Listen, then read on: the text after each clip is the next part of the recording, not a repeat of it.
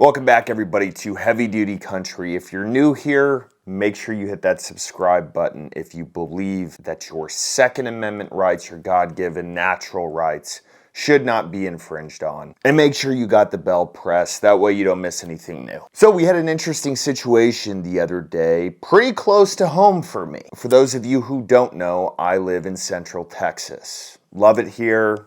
Pretty hot right now, but unfortunately we are not immune to the, BS issues that the rest of the country deals with. So there's kind of a new trend going on the interwebs nowadays where people take their guns and shoot them out of a moving vehicle. Something like this. Disturbing video is going viral. It shows someone recklessly shooting at homes out of a moving vehicle. This video is gaining a lot of traction on social media. The shooter fires several shots towards homes while in a moving vehicle. I mean, why? What exactly are you accomplishing with that? But nonetheless, it's stuff that's continuously happening. It's not a one-off deal. It's stuff that people like to do somehow. Anyways, there was a drive-by shooting in Austin, Texas. A lot more brazen. They got out of the car and walked up to the sidewalk and shot. Joe Ayers frustrated with the repeated shootings on Tuffet Lane. The last one happened on June 3rd around 4:50 a.m. It just went off. It's like, oh my God, run to the back of the house and hide. The people involved in this were under 18, okay? The one guy who shot at the house had a Glock with a switch on it, meaning that it is an automatic Glock. He gets out of his car and just literally dumps the mag into a house. We went 34 days without a shooting, and then Saturday morning we had another one. That's about 25 to 30 rounds.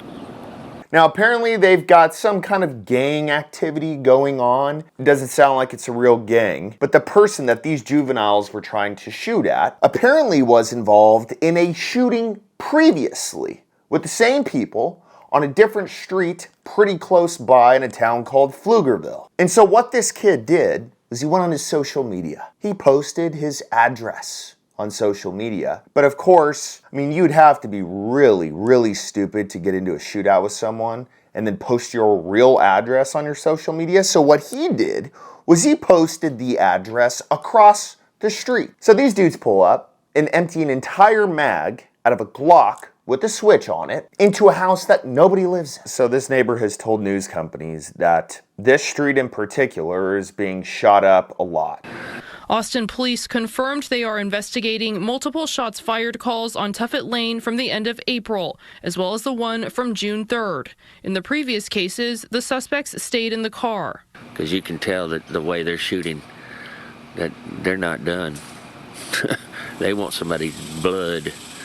Ayers says he believes they are targeting a certain house, but no one is living in the one riddled with bullet holes. Now look, there's a question that has to be raised in regards to this, and it's how do you defend yourself in a situation like this? Or what is the best way to deal with it if you can't move quickly and you know that there is some crap going on in your street where juveniles are thinking it's funny to post an address and then people think it's cool nowadays to just do drive-bys. I can tell you what I would do, but it's a very sticky situation once again because are they on your property? No. So you can't claim the castle doctrine. Now they are shooting at your house. So if you feel like your life is threatened, you damn well can shoot back. So what I would do is I'd probably park a chair right in front of my window that's facing the street, and literally any car that is going slow down my street, if someone pulls out and I see a gun, goodbye. I'm not taking a chance. I'll explain it later on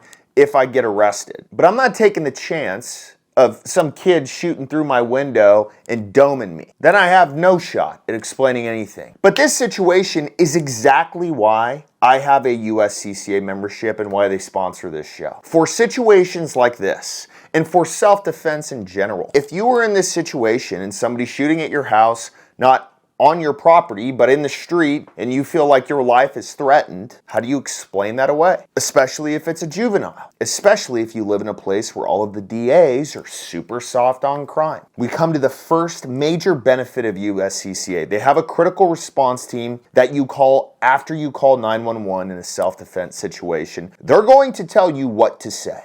Quickly explain the situation to them. They're going to try to get a lawyer on the phone right then and there.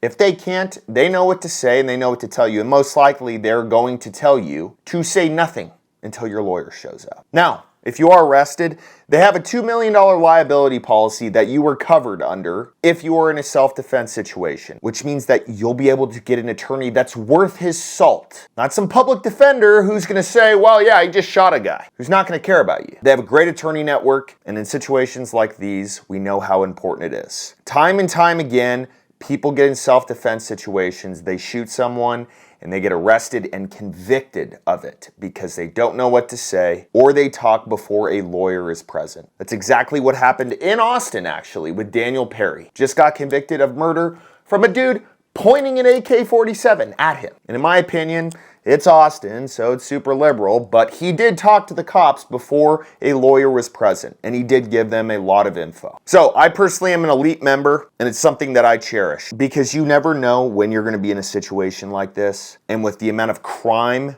going up, your chances are getting higher and higher. Now, it's not just the membership you get some pretty awesome bonuses right now. All memberships get this range bag. Absolutely love it. Take it to the range with me every time. Great for ammo. They got slots for pistols, amazing bag. If you sign up as a platinum member, you also get this awesome tactical backpack. And from now to the 19th of June, people who sign up for Elite or Platinum also get this Pelican Vault. These things are awesome. If you know Pelican, you know they are. I can tie this thing to the back of my truck, drag it on the ground for 100 yards, and it'll be scratched, but that's it. It'll protect the inside. So I can't stress how important a USCCA membership is to me. There's gonna be a link below the video. Go sign up today. Make sure that you are covered in an event like this. So that being said, I want to ask a quick question to the ATF. What are y'all doing with this stuff? I mean, there's a whole big thing going on with the pistol brace stuff right now. You know, Biden's about to veto any bill that comes up, getting rid of the whole thing. But what are y'all doing in regards to legitimate crime? And when I say legitimate, I don't mean just someone who doesn't care about the ATF's rules. That's not a crime. I'm sorry if that hurts some feelings or the ATF's feelings or the White House's feelings. That's fine.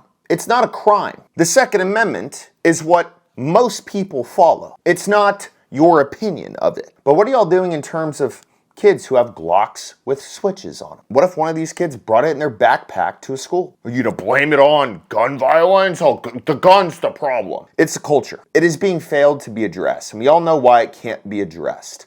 Because there's no simple way to say, well, if you think that you're a rapper or a wannabe rapper or whatever, and you stick a gun in your pants and take Facebook photos with it and think you're a gangster, you should probably stop doing that. You will never hear that come out of the White House. I don't know why. I think it's something that they should really be focusing on, because that is way more of a problem than any sort of minor issue that the government has with civilians owning guns. Until you fix the culture problem, there will never be anything that you can do or anything that comes out of the White House that says, well, we passed gun control. Oh my God, we're doing such a good job, guys. No, you suck at your jobs. He says a group appeared to take video of the house before the latest shooting.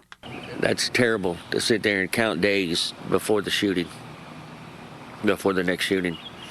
Neighbors previously pushed for more police patrols. APD says they do patrol areas of the city proactively. We really need the police's help on this. Handle stuff like this. Once all of the crime is handled, once people can go to sleep in Austin, in Dallas, in Chicago, in LA, in New York, without worrying about bullets whizzing by their house from a drive-by, there should be no talk, none, about normal civilians' guns. There should be no talk.